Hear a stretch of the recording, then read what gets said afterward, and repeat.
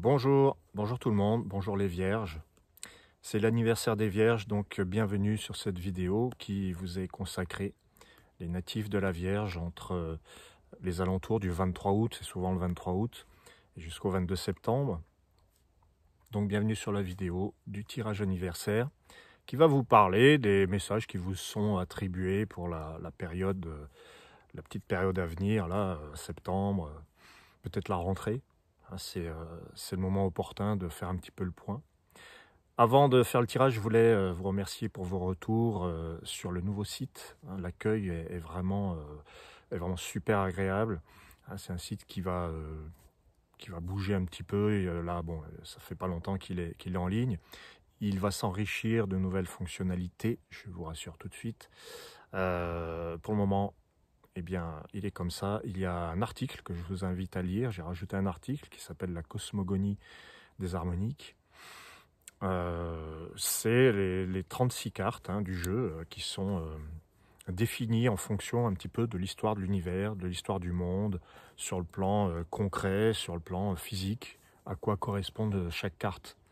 Ça peut être intéressant de savoir ça. Par exemple, la source de vie, la première carte, eh bien, il y a une relation avec la création, la genèse, création de l'univers, évidemment. Puis avec l'eau aussi. Eh bien, les 36 cartes ont des choses à nous raconter par rapport à l'univers.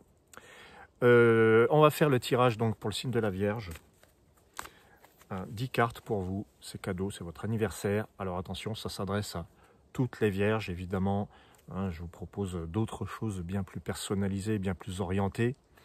Et d'ailleurs, je vais bientôt aussi vous proposer quelque chose de très raccord avec le signe de la Vierge. C'est les initiations aux harmoniques. Là, je vais mettre ça sur le site.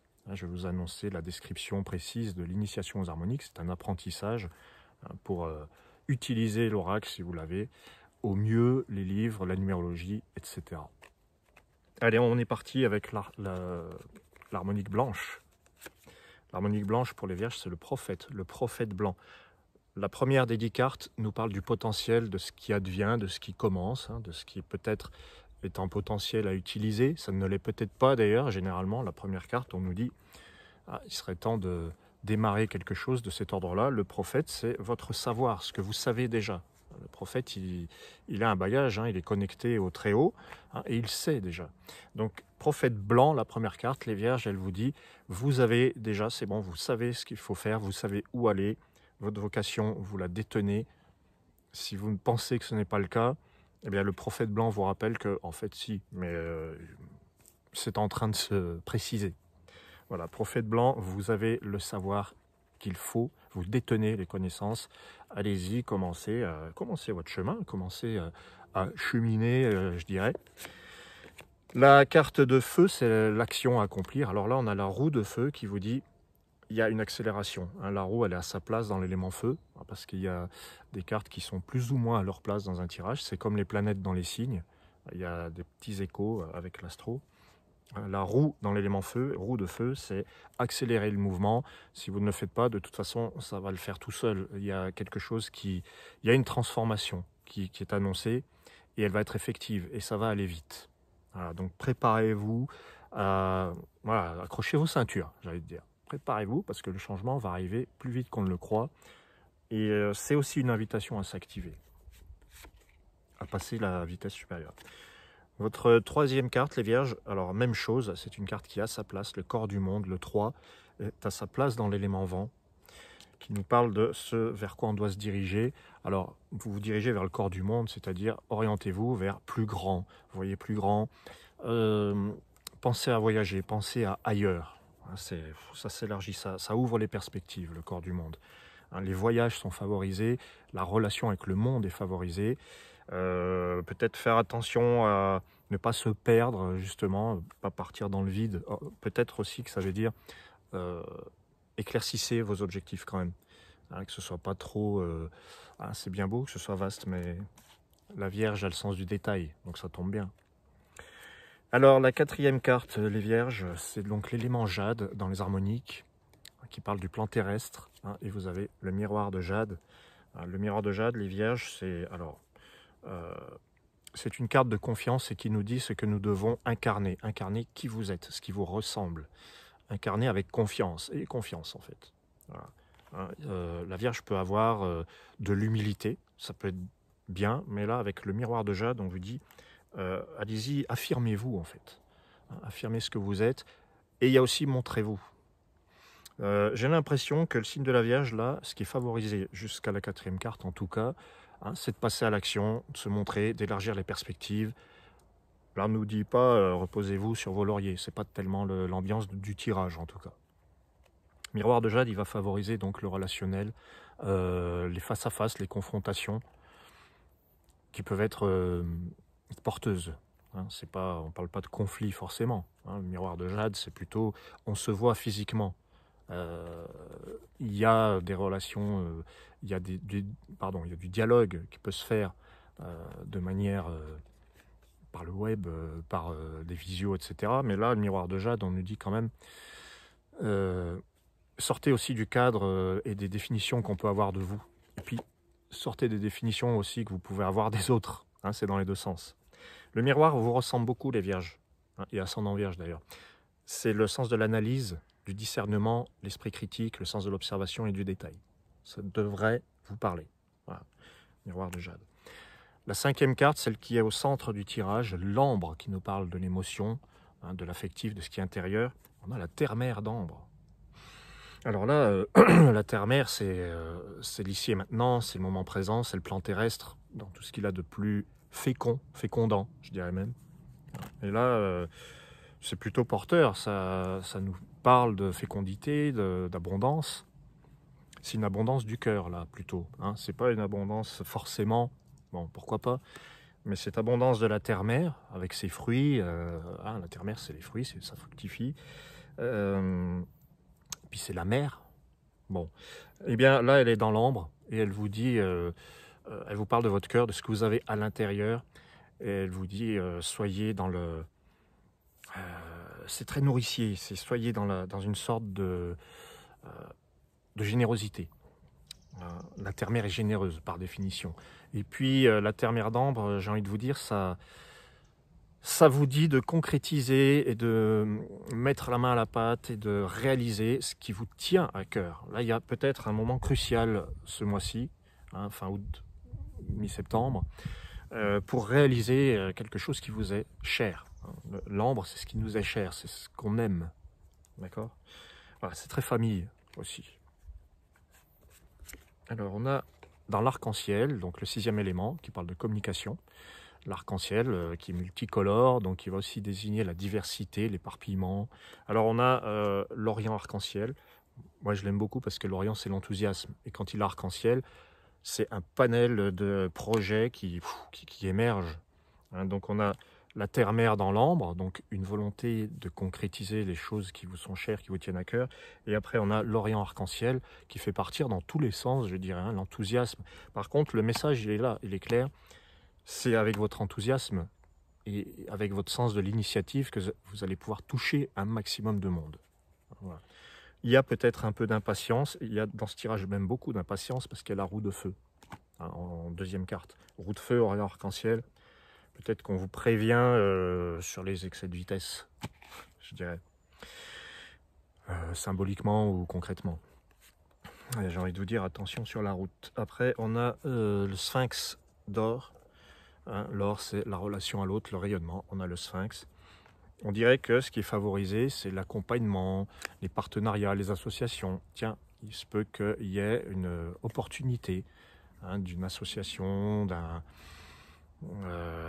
peut-être d'un contrat, quelque chose d'assez avantageux, sphinx d'or.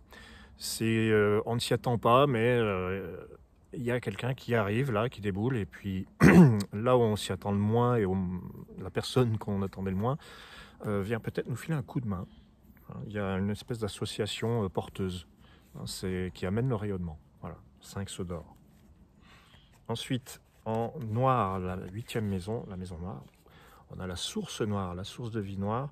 Alors, l'élément noir, c'est ce qui nous échappe, le lâcher-prise, hein, donc très important, surtout dans un tirage où il y a une roue de feu et un orient arc-en-ciel, où ça pète le feu quand même.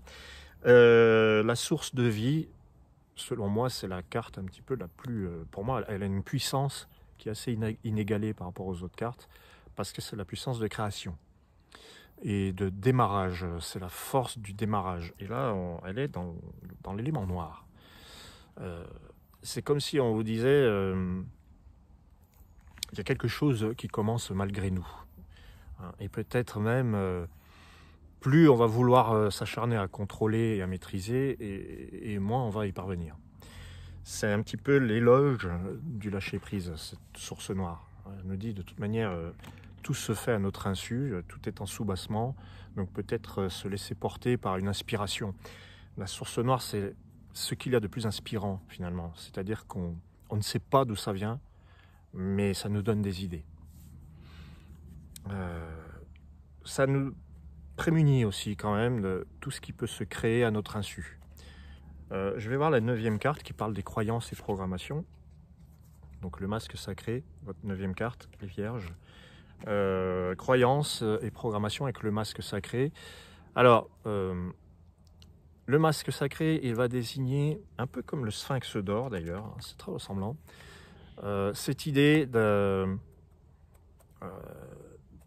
quelqu'un qui apporte une aide loyale et sincère. C'est la sincérité pour moi, le masque sacré. C'est l'obligation d'incarner quelque chose.